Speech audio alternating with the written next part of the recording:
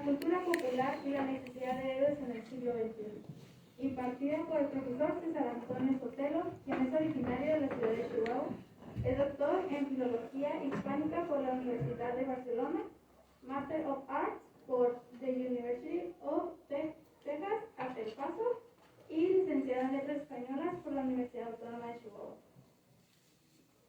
Crítico literario, dramaturgo, director de teatro, viajero, ante todo es maestro de literatura, estudioso de las humanidades.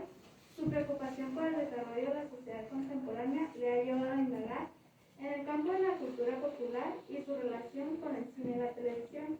Por eso se aventura a exponer algunas de sus reflexiones sobre el mundo del siglo XXI y la avalancha de héroes y superhéroes que inundan las pantallas grandes, los videojuegos y los canales de streaming. Un cordial y un gran aplauso.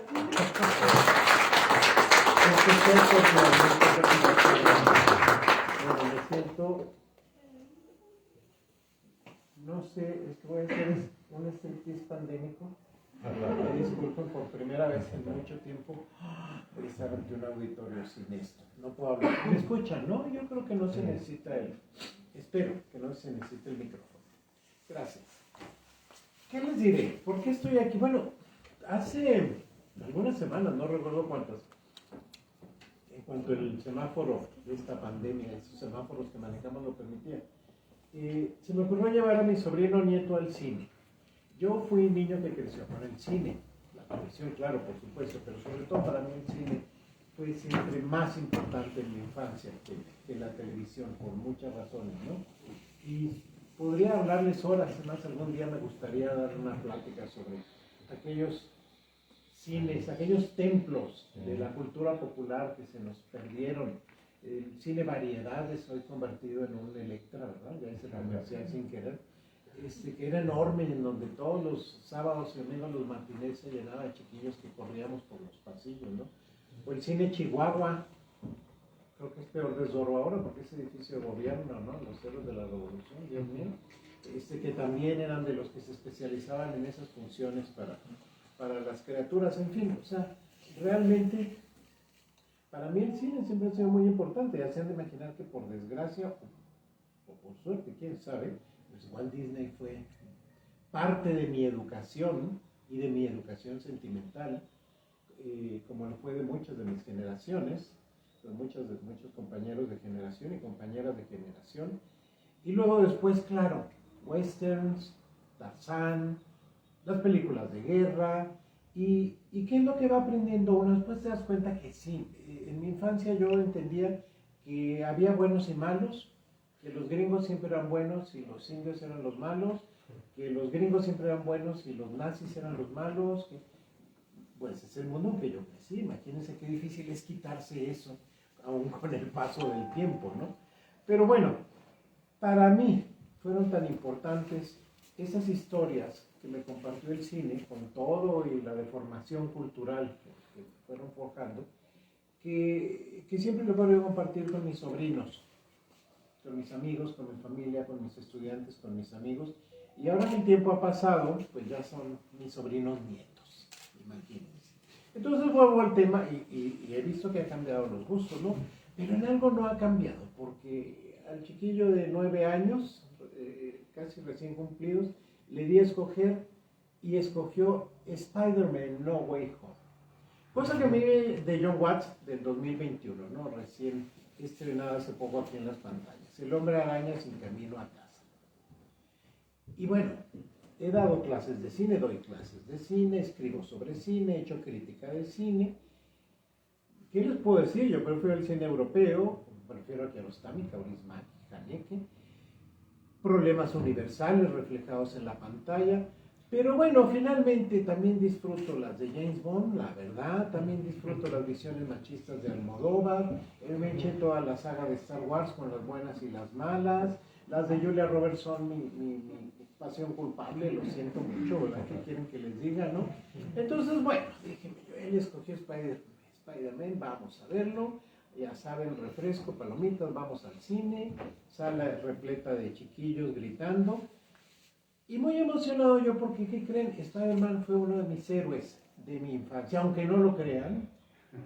Aunque no lo crean, no me tocó Trucutú, no me tocó Spider-Man. No soy tan de la prehistoria, o Spider-Man es de la prehistoria como yo, ¿verdad? Pero desde el cómic y la serie de televisión, yo los disfruté cuando era niño, las aventuras del hombre araña.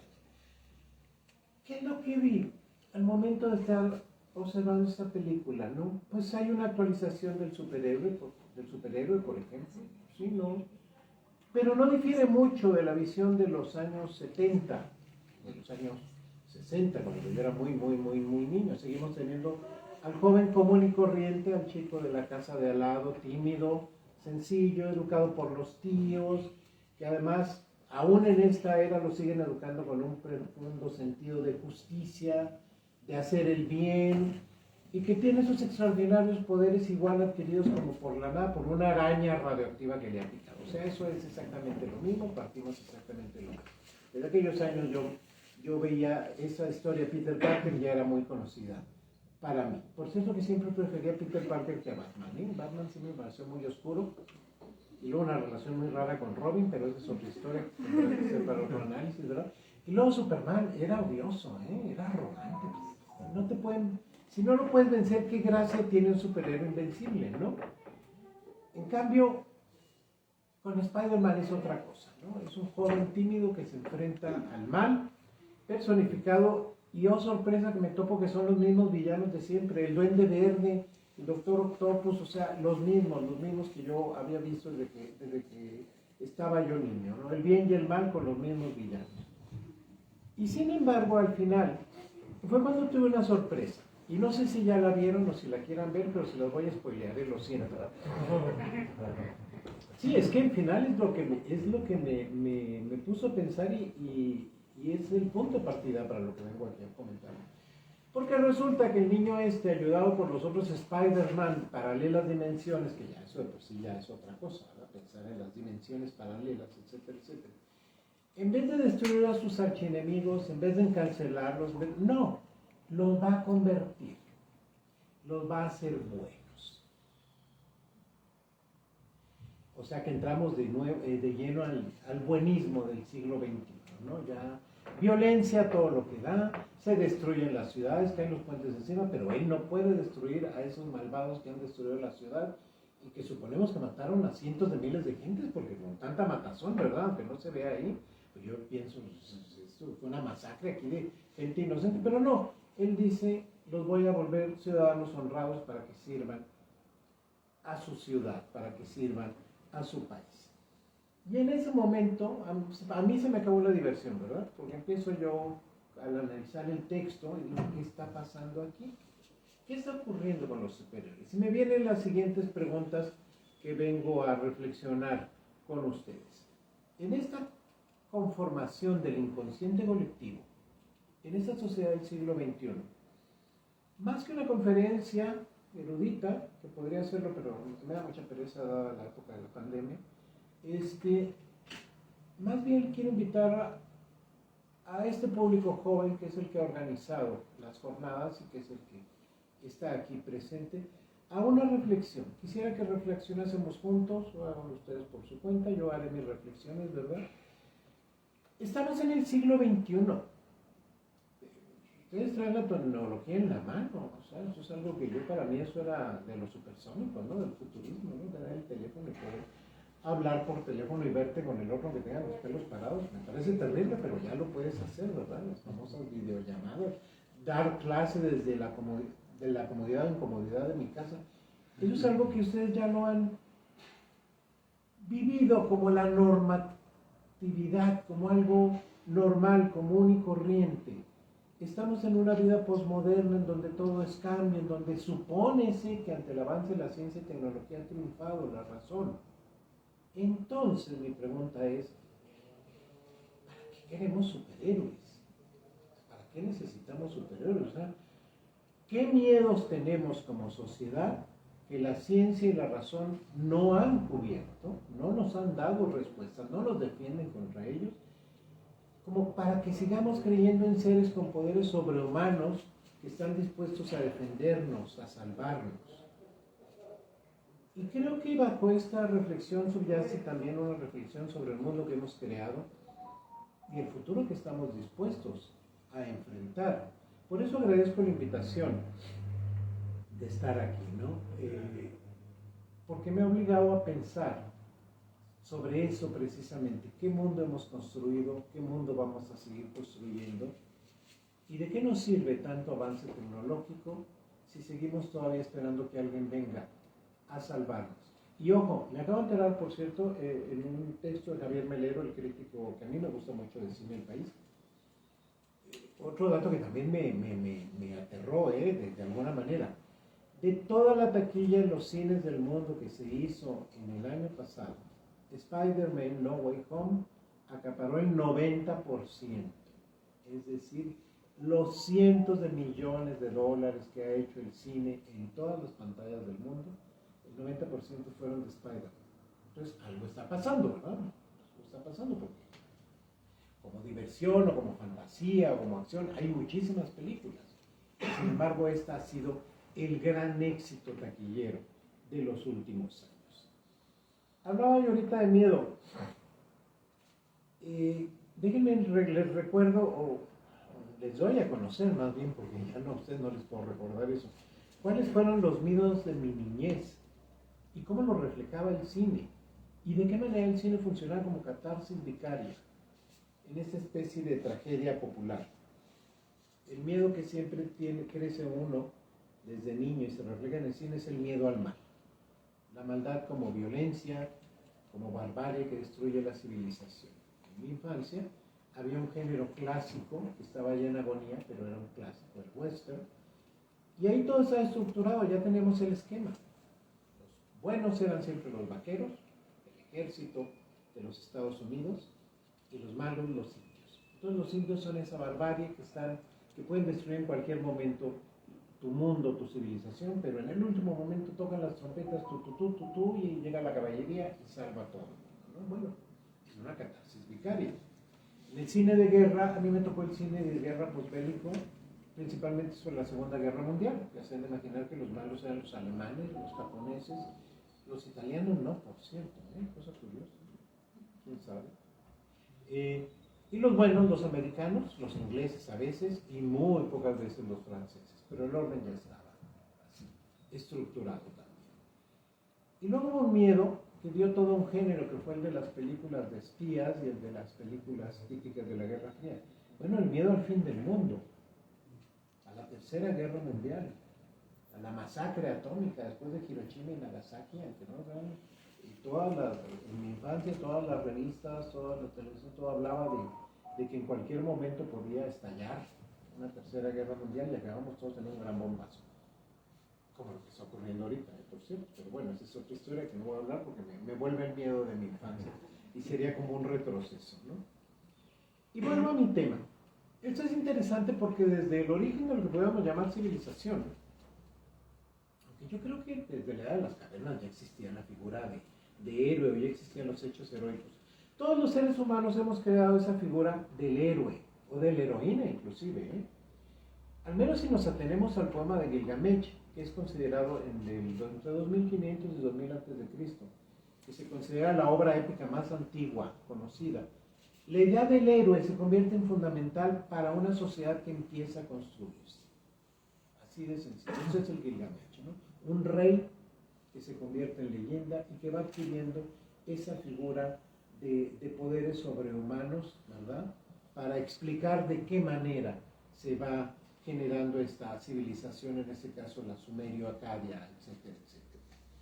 Cada sociedad crea sus héroes según sus necesidades y siempre han sido figuras que viven en la cultura popular, aunque su nacimiento lo haya generado el arte, la religión, etc. En la mitología y en el folclore, un héroe, que por cierto viene de Eros, del antiguo griego, o heroína, que también existían en la antigüedad, muy pocas hoy en día, unas pocas más ahora con esta nueva corrección política que vivimos. El héroe es un personaje eminente que encarna la quinta esencia de esos rasgos claves valorados en cualquier cultura de origen, en la cultura de origen. Comúnmente va a poseer habilidades extraordinarias, rasgos de personalidad idealizados, y todo eso le permite llevar a cabo hazañas extraordinarias y beneficiosas, lo cual serían los actos heroicos, para salvar a las personas en peligro, para salvar a su pueblo, y por eso se les reconoce. Todos los héroes casi siempre tenían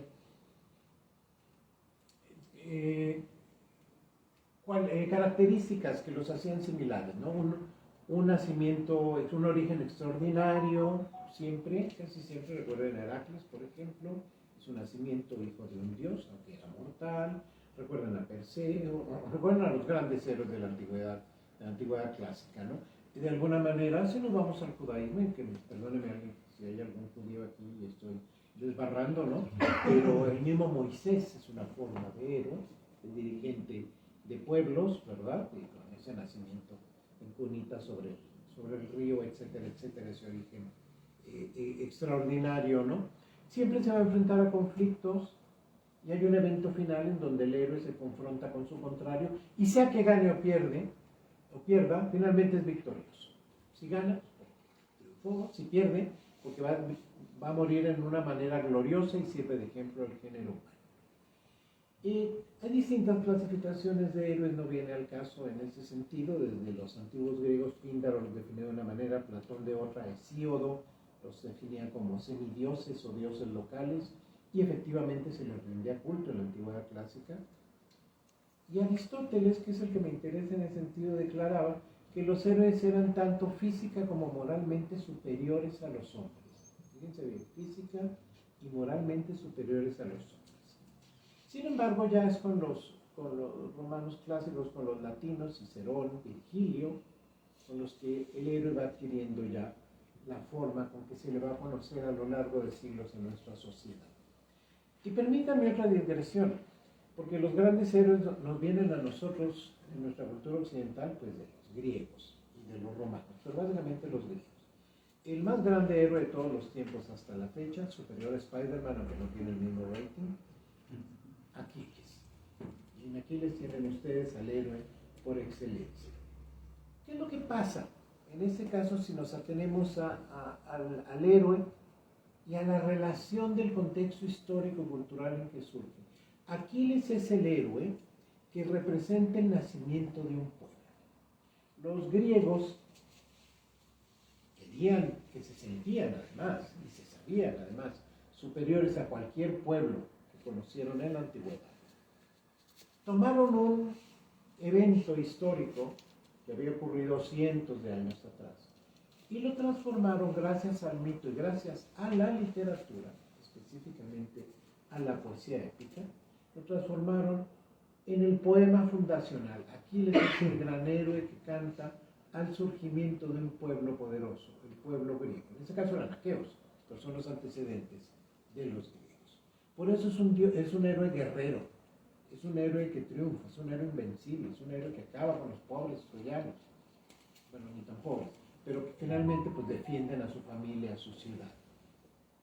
Y años después, porque surgió muchos años después, aunque nosotros los contemos, surge el siguiente gran héroe de la antigüedad clásica, Odiseo. Odiseo es un héroe muy distinto a Aquiles, es un héroe definitivamente, tiene todas las características del héroe, pero es un héroe, pudiéramos decir, de alguna manera más contemporáneo a nosotros. Más que guerrero, es inteligente, es astuto.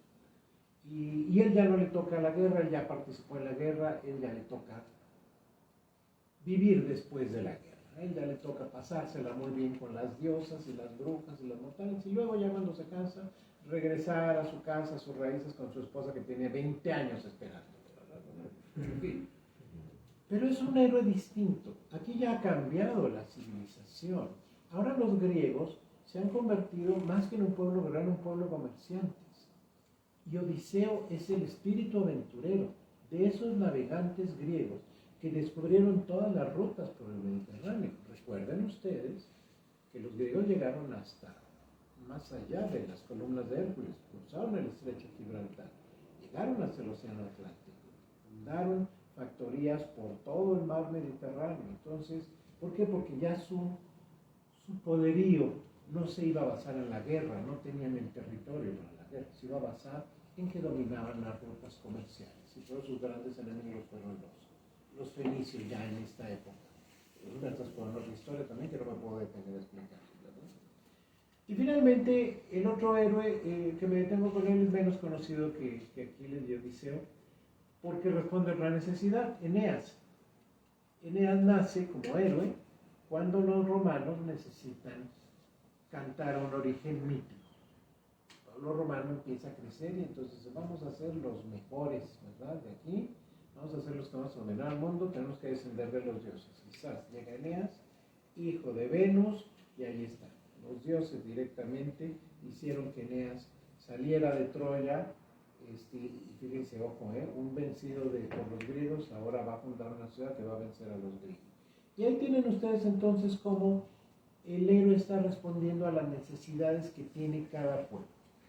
Termino con la digresión, pero anótenlo porque tiene que ver con Spider-Man y nuestros héroes contemporáneos, aunque no lo crean.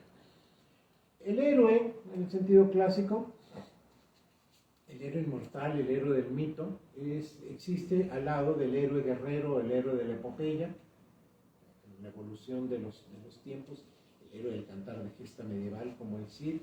Y luego en el siglo XIX, la figura del héroe tiene otro giro. Y tenemos al héroe del romanticismo, el héroe idealizado, el héroe que lucha por ideales, por la libertad sobre todo, por el amor también, por cierto. Entonces ya tenemos una nueva figura heroica, ya no es mítico, ya no es inmortal, ya es un hombre de espíritu elevado. Y a finales del siglo XIX y en el siglo XX nace el héroe común y corriente, el héroe de la clase burguesa, el héroe que lucha por ideales materiales, no por ideales abstractos, ¿no? Fíjense todos esos estadios del héroe. ¿Qué tenemos nosotros hoy en la actualidad? El superhéroe. Y no voy a brincar el superhéroe porque estoy viendo que no voy a alcanzar. Traigo muchas cosas que platicarles, los rasgos del héroe, los rasgos éticos, pero bueno, me iré deteniendo en cada uno de ellos ahorita, si me da tiempo, es que me van a estar poniendo tarjeta amarilla. ¿Qué es un superhéroe en el siglo XX? ¿Por qué nace en el siglo XX? Bueno, un superhéroe, pues igual que muchos de los héroes de que hemos hablado, un personaje de ficción, pero sus características superan a las del héroe clásico, ¿no? Son poderes sobrehumanos los que tiene, aunque no necesariamente, y aquí se entronca con algo propio del siglo XX, aunque se viene arrastrando desde el siglo XIX, la ciencia ficción. Recuerden, se los he dicho, la figura del héroe responde a las necesidades de la sociedad en cada momento histórico. Con el gran avance de la ciencia, con estas posibilidades de volar, de la tecnología que permite viajes más rápidos, del teléfono, del telégrafo, de la gran tecnología de guerra que se vio en la Primera Guerra Mundial, que fue terrible y devastadora. Por primera vez fueron guerras mortíferas y a distancia, no como antes, ¿no? Estamos entonces ante la erupción de la ciencia. Y así estos nuevos héroes que surgen a finales de los años 30, justo antes de la Segunda Guerra Mundial, van a tener esos poderes sobrehumanos, pero generados principalmente por la ciencia ficción. Y van a nacer también de una nueva fórmula en la cultura popular, que viene siendo heredera para mí, y podremos también sería cuestión de otra conferencia, de la novela de folletín, el cómic. Con la diferencia de que en el siglo XIX, hablando de héroes del siglo XIX, hombre, los tres mosqueteros, en la novela del folletín, el conde de Montecristo. Con la diferencia de que en el siglo XIX, para quienes, que en su momento la novela del folletín se despreciaba mucho, no se consideraba literatura, pero cuando menos todos los que compraban cada semana su diario para leer el folleto de los tres mosqueteros, leían. Pero en la sociedad de la década de los 30, veían los monitos y algún que otro texto. Eso nos dirá hacia dónde ha ido avanzando nuestro sentido de la cultura y la cultura popular, ¿verdad? La palabra superhéroe se va a utilizar por primera vez en 1917. Y esta figura que va a aparecer en el cómic también tiene sus antecedentes en los héroes clásicos, o sea, tiene sus arquetipos que vienen desde los personajes mitológicos como Heracles, por ejemplo. Heracles y Aquiles, si quieren ver a Superman de alguna manera como inspirado en estas dos formas, ¿no? O en héroes folclóricos como Robin Hood, por aquello de algo muy importante de los superhéroes, el uniforme. Robin Hood, ya saben, mallitas verdes, bueno, según la cultura popular, mallitas verdes, gorrito con pluma, etcétera, etcétera. Bueno, ya era un uniforme, ya uno lo veía y distinguía, sabía que era Robin Hood, ¿verdad? O esos personajes enmascarados. Hubo una obra de teatro basada en una novela, si mal no recuerdo, Robert Louis Stevenson, una obra de teatro en Londres en 1903 llamada La Pimpinela Escarlata, en donde había un vengador enmascarado. Y a partir de ahí los vengadores enmascarados también se pusieron de moda. Y todo eso se va a ir juntando para que tengamos los primeros superhéroes. Vengadores enmascarados antes de los superhéroes, porque no eran superhéroes, está el Zorro, por ejemplo. El Zorro es un antecedente muy importante de Spider-Man y todos nuestros superhéroes, ¿eh? Y otro que no era enmascarado, pero que es un antecedente fundamental por aquello de la ciencia ficción, Flash Gordon, que a mí me encantaba. Buck Rogers no me gustaba tanto. Flash Gordon sí, que es de 1934. Y otro personaje que fue muy popular y ahora ya no nos acordamos de él, a no ser que algún estudio de cine lo resucite, el fantasma, de Phantom, que también iba encapuchado y tenía una calavera, no sé si se acuerdan, creo que ya hubo una película sobre eso y fracasó, ¿no? Pero bueno, estos son de 1936, ya en cómic, y tienen gran éxito. Como tiene gran éxito un héroe que adquiere poderes sobrehumanos cuando come espinacas, Popeye. Bueno, fue un gran héroe, ¿eh?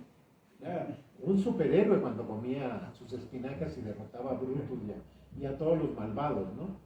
Pero la verdad es que, bueno, podríamos decir que a despecho también de que se enojen los japoneses conmigo, no hay nada de japonés aquí, ¿verdad? Porque antes de los cómics norteamericanos hubo tiras cómicas japonesas que después cayeron en desuso y miren, hoy por hoy son lo máximo toda la manga japonesa. Animación japonesa, de eso creo que alcanzaré a hablar en un momento más, ¿verdad? La verdad es que es Superman el que da inicio a la época de oro de los superhéroes a través del cómic. Mandrake el Mago me gustaba a mí mucho, todavía aparecía hace poco en las tiras dominicales. Superman aparece junto con todos estos héroes, pero sobre todo Superman en un momento clave, 1938, antes de la Segunda Guerra Mundial. Pero los terribles años de la depresión económica, de 1929 a 1938. Recuerden que los Estados Unidos salieron de la depresión económica gracias a la Segunda Guerra Mundial. Las guerras siempre han sido el mejor negocio de la historia. Yo por eso me pregunto ahorita que ha durado un mes la invasión de Rusia a Ucrania, pues cuánto más vamos a tener que esperar para que las dos economías se repongan y dejen ya los pobres ucranianos en paz, que son los que están pagando el pacto, pero tanto Europa, Estados Unidos y Rusia están aprovechando de esto y los únicos que le pagan son los que viven allá en Ucrania. Pero esa es otra historia de la que no quiero hablar, porque estoy muy enojado y muy ofendido con todo esto.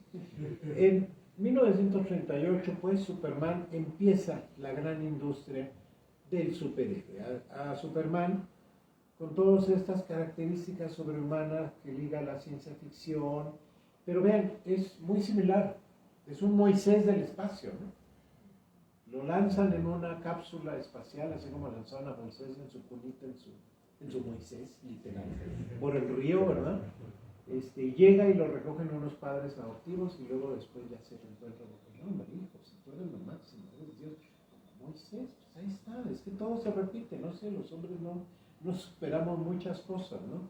Estos son los años, pues, de gran éxito. El cómic era muy barato, era una evasión muy, muy barata, como lo fue el cine, pero no crean, el cine fue otro de los grandes elementos para salir del estado anímico depresivo de la población norteamericana en estos años tan terribles de la depresión, no solo en Estados Unidos, en todo el mundo occidental, la Gran Depresión de 1929 nos afectó. Y con la llegada de la Segunda Guerra Mundial, como ustedes saben, pues salen los personajes superheroicos que combaten a los malos, y los malos son los nazis. A mí una de las cosas que más me ha impresionado es la resurrección del Capitán América. El Capitán América y la Mujer Maravilla nacieron en un momento histórico determinado y cuando se acaba la Segunda Guerra Mundial pierden toda popularidad. Pues porque ya no estaban los nazis, ¿no? Y de repente ¿Quién lo resucitó? ¿Marvel? ¿Son de Marvel? Es que yo no sé, yo me hago bolas. ¿O son de ese? ¿Son de Marvel? Y de repente tenemos al Capitán América. Otra vez. Ahora luchando contra todo lo que puede luchar. Y de repente tenemos nuevamente, no me digan que no es raro, que de pronto en el siglo XXI, que hay que empoderar a la mujer, a lo que se empodera es una amazona que vive en una isla de las Amazonas con la reina Hipólita, eso sí con toda la tecnología, porque avión invisible y toda la cosa, ¿no? Pero volvemos al mito, ¿qué nos está pasando? Discúlpenme, pero yo sí me pregunto, ¿qué nos está pasando con los mitos, ¿no? Entonces, todo este tiempo pues ya vienen, y bueno, Batman, sí, claro, Batman, que también Batman es un personaje de cómic que tiene mucho éxito, después decae, y luego en los años 60 o 70, yo no me acuerdo, de verdad yo era muy niño, pero fue genial, porque renace Batman, pero de una manera paródica, era divertidísimo el Batman de antes de la televisión resultó un Batman genial, con unos personajes entrañables, el Pingüino y el Guasón y Gatúbela y el Acertijo eran la monda, uno se reía, ¿no? Hacían como Tom y Jerry, era increíble. Pero luego, claro, va avanzando el tiempo, Dios santo, se están durmiendo porque todavía no hablo ni la mitad. Pero bueno, y ahora tenemos a Batman, no alcancé a ver esta última, pero ¿cuántas versiones tenemos ya de Batman? Vámonos pues. Ya que me quedan 5 minutos, no voy a hablar ni de los mutantes, ni de Wolverine, ni de... No, pues ¿qué quieren que haga? Mejor me preguntan ahorita en este momento. Porque yo lo que quiero es, más que nada, preguntarme varias cosas. Seguimos teniendo a nuestros superhéroes en el siglo XXI, que vienen de muy atrás, Batman, Superman, Mujer Maravilla, Capitán América, Thor, alguien resucitó a Thor. ¿Qué anda haciendo el héroe de la saga germana? Además con una mitología germánica toda distorsionada, con el pobre Loki haciéndole a payaso. No, es increíble cómo nos hemos apropiado de la cultura popular de las mitologías y las hemos transformado en lo que hemos querido, en esa mezcla de ciencia ficción con mercantilismo, Perdónenme porque me acabo de acordar. En el cómic, bueno, no sé si conozcan algo de mitología germánica, yo algo sé. El Ragnarok era el ocaso de los dioses, en fin, todo eso, ¿no? No lo que han hecho ahora, mueren, matan y resucitan a Thor, diestra y siniestra. Pero cuando Thor era mortal en el cómic, era un señor cojo. Y en el cine nos ponen a Chris Hemsworth. O sea, ni al caso, ni siquiera respetan al cómic con tal de vender, definitivamente. Y sin camisa, además. Maravillosa mujer. Pues sí, pero bueno, entonces eso nos dice qué función están cumpliendo los superhéroes ahorita, ¿verdad? No solo nos están masificando, sino que nos están vendiendo un producto de consumo. Punto. Pero ¿por qué seguimos asistiendo a eso? ¿Por qué nos llaman la atención? Si son los mismos héroes de siempre, y ya no me voy a ir al pasado remoto clásico, ¿no? Si son los mismos héroes del cómic de siempre, son hasta los mismos villanos. Les digo, a mí me impresionó, me dio gusto ver al Duende Verde, me caía bien el Duende Verde. El Octopus no, ¿verdad? Pero el Duende Verde sí me caía bien, son los mismos. Lex Luthor sigue siendo el super archienemigo de Superman. Es más, el colmo de los colmos, el Joker ya es ahora hasta antihéroe. En la última versión, o sea, ya se convirtió, ya hay seguidores del Joker, el que le van más al Joker que a Batman.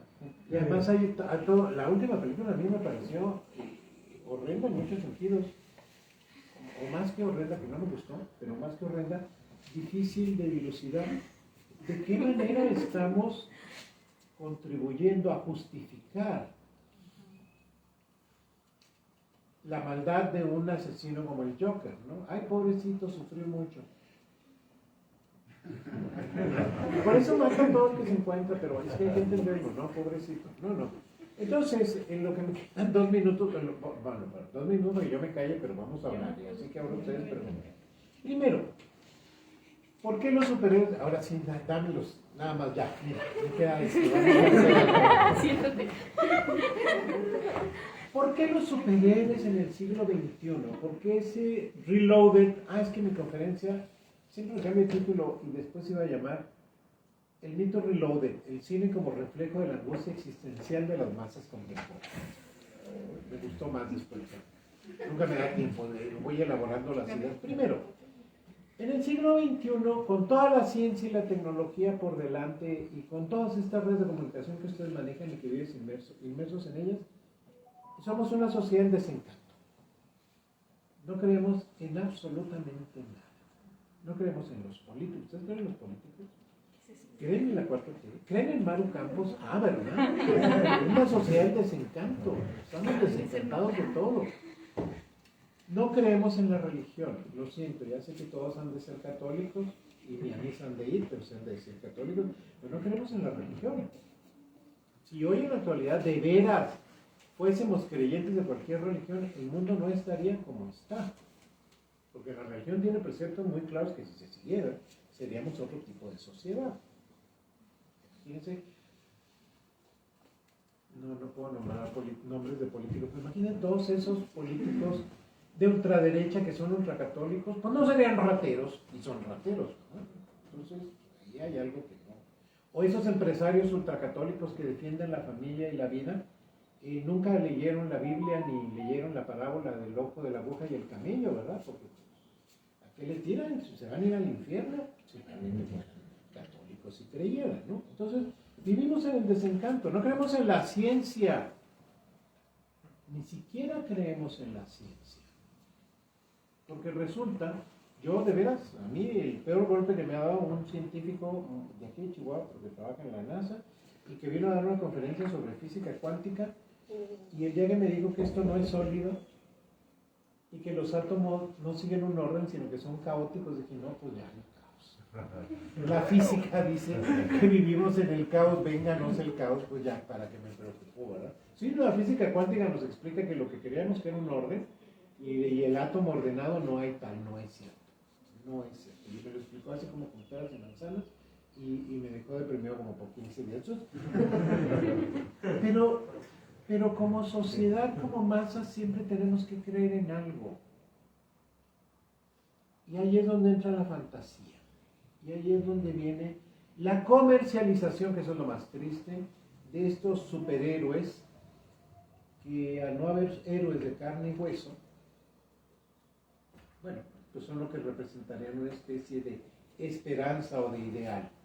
Iba a hablar de la corrupción de la clase política, pero no tiene caso la corrupción. Es algo que vivimos todos los días, aún ustedes que son tan jóvenes. Ya viven todas, imagínense que yo, que tengo uso de memoria desde Luis Echeverría, López Portillo, Miguel de la Madrid, Salinas, ¿no? Eso ya es hablar de corrupción al por mayor, entonces ya no tiene caso. El abuso del poder de los dirigentes. Una de las cosas que nos tiene ese desencanto como sociedad, aunque a lo mejor nunca lo han pensado, pero es que gracias a los medios de comunicación y a esas redes que ustedes manejan, nos hemos dado cuenta que las estructuras que en la modernidad sostenían a nuestra sociedad, hoy en día nos hemos dado cuenta que no responden a las necesidades de la humanidad. Así de sencillo, ¿no? O sea, el mundo de la modernidad, el triunfo del capitalismo, para todos aquellos que ustedes ni habían nacido, pero a todos los que salieron a la calle a gritar de alegría cuando cayó el muro de Berlín, pues y luego, la injusticia sigue siendo la misma. Pregúntenle a todos los de Europa Oriental y a todos los rusos, yo que estuve visitando ahí después de la caída del muro de Berlín, y extrañan el comunismo, que Putin es peor que Stalin o por el estilo, y no es comunista, es capitalista. Entonces, en ese sentido, hay un desencanto y seguimos siendo una sociedad con miedo. Somos una sociedad que no cree en nada, pero seguimos teniendo miedos. Desgraciadamente nuestros miedos son muy superficiales. ¿Cómo decirlo? Seguiré a Bauman y a Lipovetsky. Somos una sociedad banal. Entonces, ¿cuáles son nuestros miedos? Perder el bienestar económico. Ese es nuestro miedo mayor. Tenemos miedo al cambio. Tenemos miedo a lo diferente. Tenemos miedo a la violencia. Tenemos miedo a la injusticia cuando recae sobre nosotros, no cuando recae sobre los otros. Eso es lo más triste. Entonces, en ese sentido, somos una sociedad masificada de individualistas. Una paradoja, ¿eh? No lo digo yo, Byung-Chul Han lo está diciendo en estos momentos en libros complicadísimos que estoy tratando de entender para generar todo un curso al respecto y podamos entenderlo. Pero es verdad, somos una sociedad muy compleja y somos una sociedad finalmente, ya para terminar tranquila, sin ideales. Lo que he visto de esta necesidad de superhéroes, les iba a hablar de la serie, les iba a hablar de The Witcher, de los videojuegos, de Arcane. Es que todo eso es lo mismo, o sea, ¿cómo es posible que a esas alturas todavía estén triunfando series como The Witcher en un medioevo extrañísimo, peor que el de Tolkien, ¿verdad? Y luego resulta, empiezo a verla y me digo, esto está muy raro, me pongo a investigar, claro, es un videojuego. Es un videojuego. Ahora los videojuegos son los que nutren al texto narrativo. Estoy impactado, ¿no? Me siento viejo ya, me paro en el mundo, quiero bajarme, ¿no? Ya me voy. Y Arcane. ¿Nunca han visto Arcane? Es otra serie que es otro videojuego hiper violento. Y ese es más divertido todavía porque ahí sí no se sabe ni quiénes son los buenos ni quiénes son los malos. Yo me quedé acostumbrado a que había buenos y malos. Me perdí el The Witcher. Tampoco se sabe. Pero, bueno, pues tú te puedes ir dando una idea con quién te vas y con la melona con sandía, ¿no? Pero en Arcane es aquello, el mundo de la misma injusticia. O sea, veo los mismos modelos, veo los mismos esquemas, veo lo mismo de siempre. Y paradójicamente les decía, pues, en estas sociedades sin ideales, esos superhéroes encarnan una serie de ideales y valores en los que nosotros no creemos. No los creemos y no los defenderíamos. Pero saber que existe alguien, aunque sea en esa ficción, aunque sea en una serie de Netflix, aunque sea en un videojuego, que puede encarnar esos ideales, nos hace sentir esa catarsis vicaria de que dentro de todo nuestro mundo tiene una esperanza de salvación. Y ahora sí terminé, gracias. No dije nada, pero pueden preguntarme para ver si digo algo. Gracias, muy amables.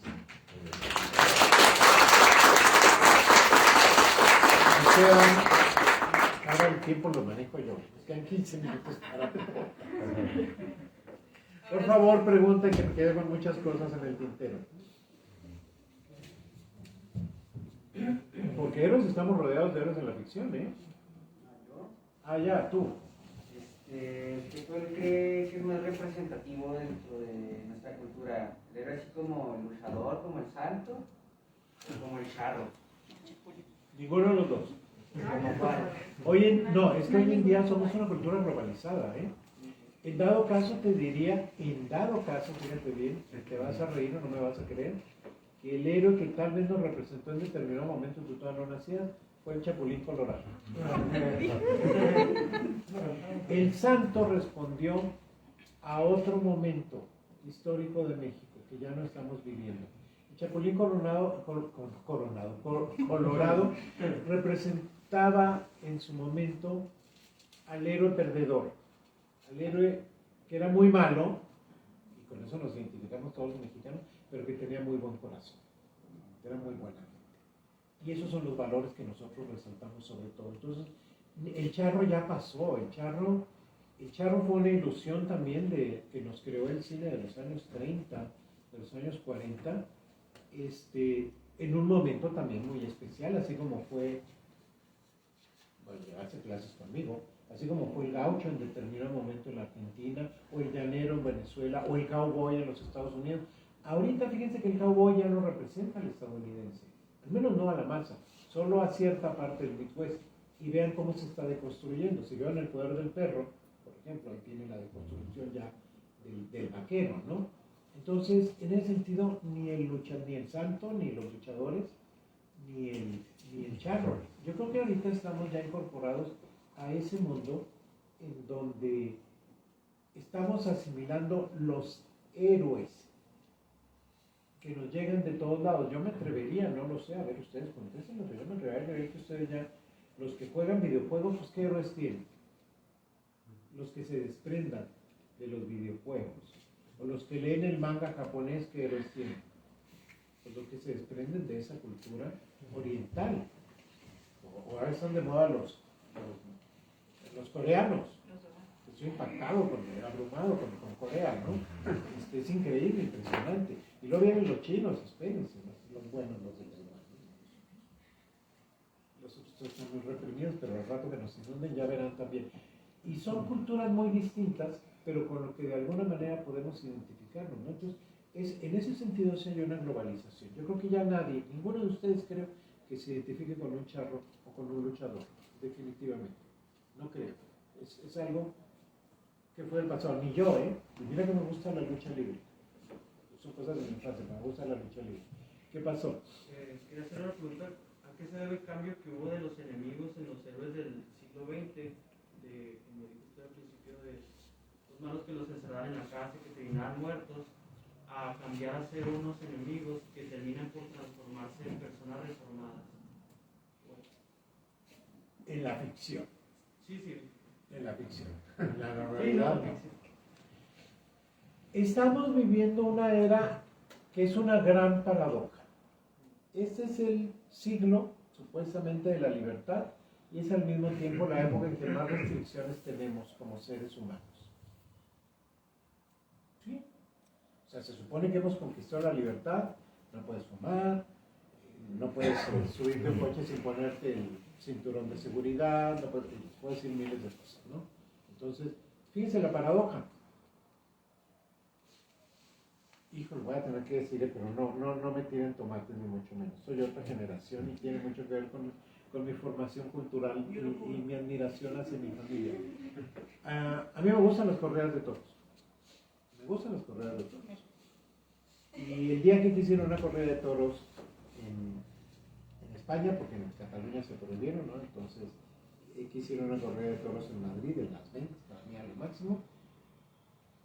Y la gente protestando contra la violencia hacia los animales fue tan violenta que me dio miedo salir corriendo. Eso para mí fue una paradoja, sinceramente. O sea, y mi alegato con mis amigos que defienden a los animales siempre ha sido, bueno, dejen a los que nos gusten las correas de toros que vayamos y se van a extinguir por completo las correas de toros, déjenlos que mueran las correas de toros por ser nada, pero eso que vayan y me golpeen porque quiero ir a los toros, porque soy violento contra los toros y ustedes no son violentos porque me golpeen, o sea, eso para mí es una paradoja de este mundo contemporáneo. Entonces, tu pregunta era, ¿qué pasa con estos villanos que queremos reformar? Vivimos en el buenismo político. Yo ya difícilmente estoy sobreviviendo sin muchos raspones a dar clases porque ya no se puede hablar de muchas cosas, ya no se pueden decir muchas cosas, ya no se puede criticar muchas cosas, ya ni siquiera se puede hacer un chiste. Pregúntale a Will Smith. No, esto hablo muy en serio. Oigan, el humor es para eso, es transgresor, el humor es el humor y punto, ¿no? Entonces, para eso es el humor, precisamente, para no utilizar la violencia. El humor es el desfogue, es el desahogo que tenemos todos. Entonces, creo que estamos viviendo una era en que, por un lado, todo tiene que ser políticamente correcto, porque esos son los valores que debiéramos de tener. Pero por otro, ustedes en las redes sociales le dan rienda suelta a toda su maldad, a su veneno, a su violencia, y anónimamente escriben lo que se les antoja, que da un miedo y una vergüenza. Entonces, ¿qué es lo que nos está pasando? Esa es la reflexión, más que nada. Por supuesto que el cine sigue lucrando, sigue siendo un comercio, sigue siendo millones de millones con estos superhéroes, pero ahora no se ve bien que acabes con los villanos. Ahora, mejor que los villanos se vuelvan buenos, ¿no? Así como ya no se ve bien que todos los superhéroes sean blancos. Vamos metiendo superhéroes negros, que los debe de haber, ¿no? Supongo. Bueno, pues ya los inventamos. Tiene que haber mujeres, por supuesto. Pues, ¿cómo? Las mujeres no son heroínas, creo que son heroínas. Y son heroínas, ¿sabes? ¿Por qué no sacan a la supermujer lavando, planchando, barriendo, aguantando al viejo borracho y cuidando a los hijos? Eso es ser heroína, pero no, eso se ve mal. Entonces tiene que tener una mujer de acción, voluptuosa, hermosa, bella, bla, bla, bla, que represente los nuevos valores que queremos de la sociedad. Nos falta un superhéroe latino, pero creo que ya lo están terminando por ahí, así como la Barbie latina, ya va a venir un superhéroe latino. Nos falta un superhéroe gay, pero creo que Linterna Verde en algún cómic ya salió del closet, ya no más falta que salga al cine, pero creo que tienen miedo que un Linterna Verde gay no sea muy taquillero, pero en algún momento lo llegará. O sea, estamos tratando de transmitir valores de tolerancia, de respeto, de no violencia en el cine, pero paradójicamente, te digo, por otro lado, pues no está funcionando, porque de alguna u otra forma seguimos siendo una sociedad de violencia. Y además hay una cuestión, permítame que lo diga con respecto a los solos de otra discusión que yo discuto mucho con mis amigos, eso me enriquece. A ellos también, pero no se dan cuenta, a veces la verdad es que creo que estamos educando, yo no, para quienes sean mis alumnos se dan cuenta, pero los padres de hoy en día los he visto, estamos educando a generaciones en donde todo debe de ser correctamente, como creemos que va a ser lo correcto, y la vida no es así. La vida no es así. Realmente la vida tiene de todo, pero la vida en general es violenta. Vivir es violencia. No estoy haciendo un canto a la violencia, pero tampoco podemos irnos al otro extremo y querer tapar el sol con el dedo, porque no va a funcionar. Estaríamos educando para un mundo artificial, y no es así. No sé si respondí a tu pregunta, pero ya me hiciste hablar de muchas cosas. Entonces, por eso el cambio en la visión de los héroes hoy en día, ¿no? Eso es algo que no es nuevo. Ya se dio, bueno, Walt Disney lo hizo. Ya desde Walt Disney nos jodió la mente, ¿no? O sea, el cuento folclórico que Disney se ha apropiado y lo ha hecho casi como si fuera suyo y le ha puesto copyright. Recuerden que en la Cenicienta a las hermanas los pájaros le sacaban los ojos. Sí, o sea, tal cual, punto, así, ¿no? Y la sirenita se moría, por necia, por enamorarse de que no le tocaba, se moría, punto. No, es más, no se moría, se hacía nada, así, se hacía espuma de la mar.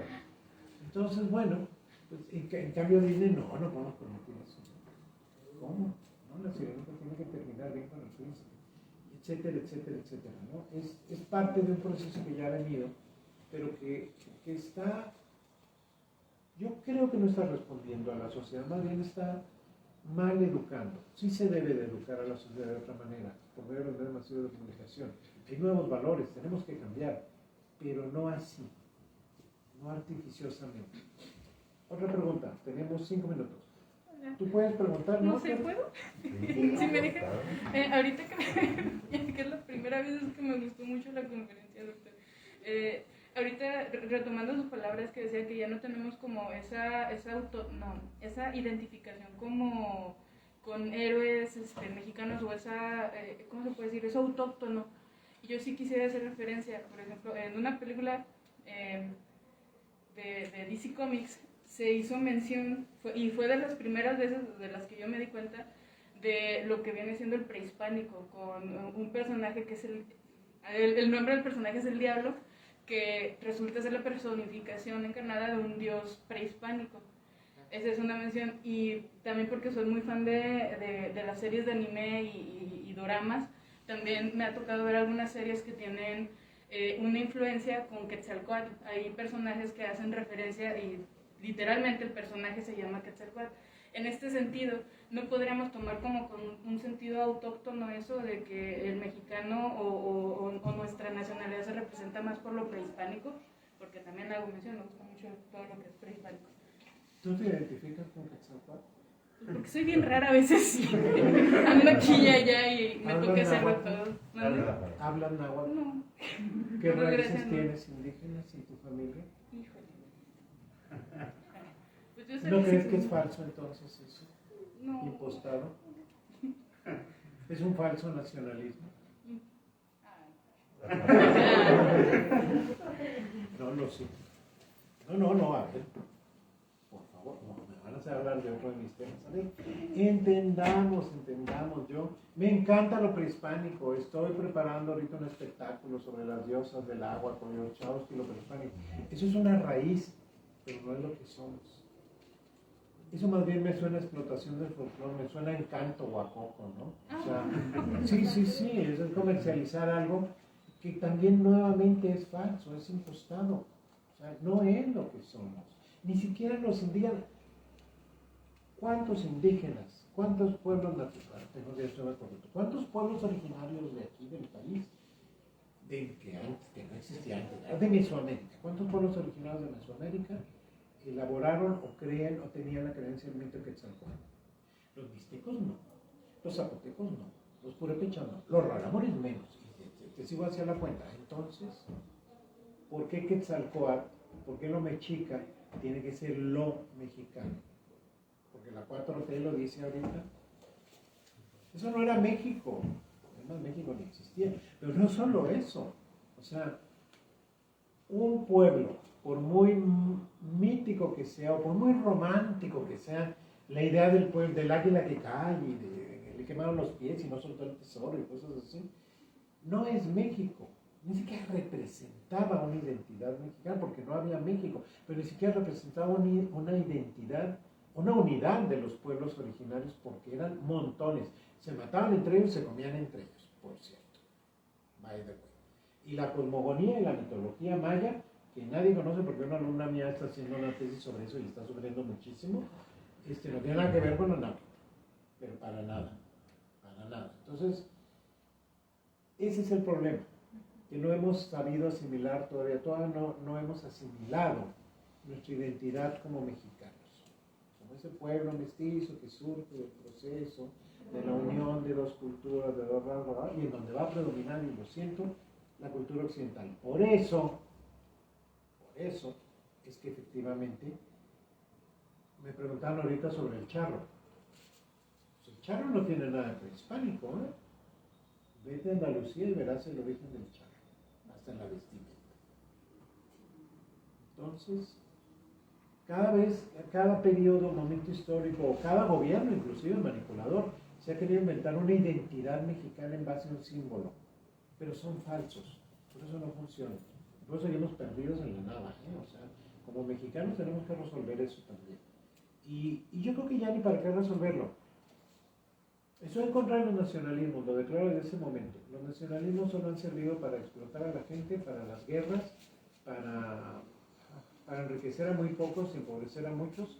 O sea, una cosa es el sentimiento de tierra, de pertenezco, de mi identidad, pero el nacionalismo casi siempre se erige sobre fundamentos falsos y sirve de pretexto, y lo siento, pero vuelvo ahorita porque sigo indignado, sirve de pretexto para que Putin diga, es que los rusos que viven en Ucrania quieren ser rusos y ellos defienden su nación rusa y vamos a acabar con toda Ucrania, ¿verdad?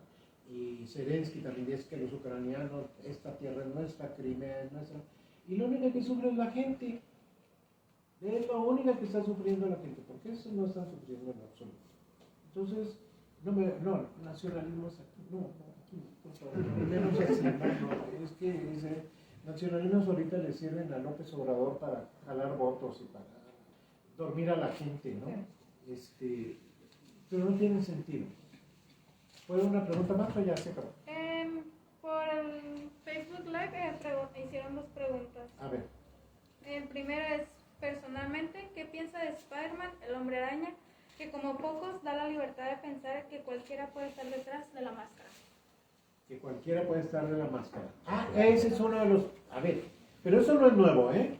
Eso que cualquiera... Yo lo dije desde el principio. El éxito de Spider-Man es que era el chico de al lado, mi vecino, el chavito flaco al que bulean y nada, que era el superhéroe. Y además es más heroico porque pues no lo puede decir, se esconde, ¿no? Porque es parte de su misión. Entonces, claro que ese ha sido el éxito de Spider-Man y por eso ha sobrevivido por encima de Batman, por encima de Superman, que son arrogantes, son soberbios, son odiosos, ¿no? El Bruce Wayne, super ultramillonario, no hay que hacer con su dinero, con su tiempo, ¿no? Dedíquese a otras cosas, ¿no? Y Superman, invencible, váyanse a su planeta y déjense de Spider-Man, pues es como el héroe del pueblo, como que cualquiera puede aspirar a hacer eso. Claro, va a estar difícil que se encuentren una araña radioactiva y les pique y que sobrevivan y luego salgan con superpoderes, ¿verdad?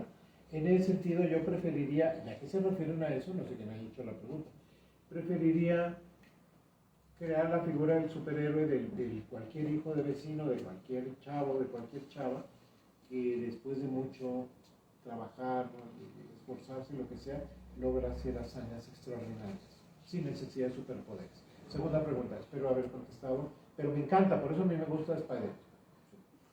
¿Qué clase de héroes cree que se necesitan en la actualidad?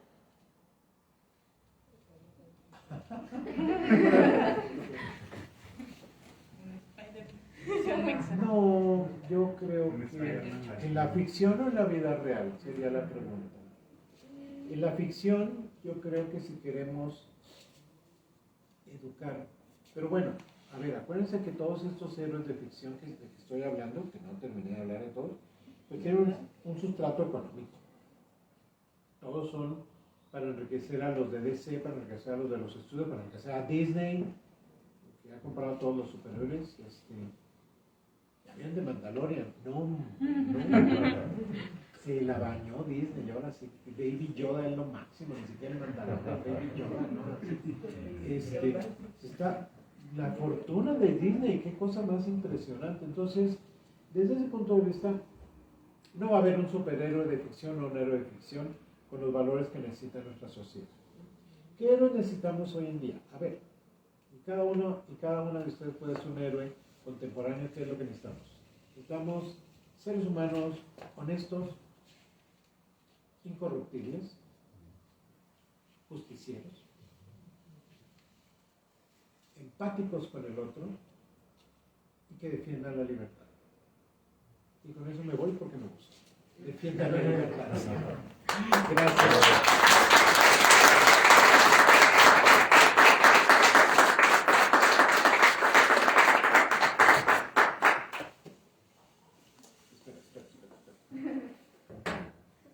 Volvemos a los tiempos que nos tocó vivir. Bueno, la Universidad Autónoma de Chihuahua, en coordinación con la Facultad de Filosofía y Letras, otorga la siguiente constancia a el doctor César Antonio Sotelio Gutiérrez por su valiosa participación en las jornadas mitológicas de Héroes y Monstruos el día 5 de abril a las 17 horas en el aula magna de la Facultad de Filosofía y Letras con su conferencia magistral ¿Y ahora quién nos va a defender? ¿Y de qué? La cultura popular y la necesidad de héroes en el siglo XXI. Gracias.